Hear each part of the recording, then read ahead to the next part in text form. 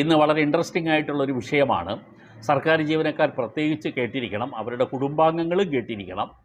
പൊതുവായി നമ്മളും എല്ലാം അറിഞ്ഞിരിക്കേണ്ട ഒരു കാര്യമാണ്. സർക്കാർ ജീവനക്കാർ എന്തെല്ലാം കാര്യങ്ങൾ മറ്റൊരാളിൽ നിന്നും സ്വീകരിക്കാം.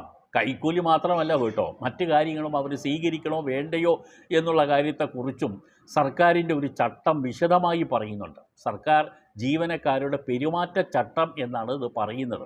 Kerala government employees conduct rules എന്ന് പറയും. ഇതിനകത്ത് പറഞ്ഞിരിക്കുന്ന കാര്യങ്ങൾ പാരിതോഷികമോ ഔദാര്യമോ ബഹുമതി പത്രമോ ഇതൊക്കെ സ്വീകരിക്കുന്നതിന് ചില നിബന്ധനകൾ ഈ ചട്ടത്തിൽ പറയുന്നുണ്ട്. ഗിഫ്റ്റ്, അതാണ് നമ്മൾ പാരിതോഷികം എന്ന് പറയുമ്പോൾ ഗിഫ്റ്റ്.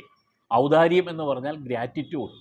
ബഹുമതി പ്രതിഫലം എന്ന് പറഞ്ഞാൽ റിവാർഡ്. കൈക്കൂലി വേറെയാണ് കേട്ടോ. ഇതിനകത്ത് വേണമെങ്കിലും കൈക്കൂലിയെ കൂടി നമുക്ക് ഉൾപ്പെടുത്താം. ഇതിനകത്ത് അതെല്ലാം ഒരുവിധ ഇൻഡയറക്റ്റ് ആയിട്ട് തന്നെ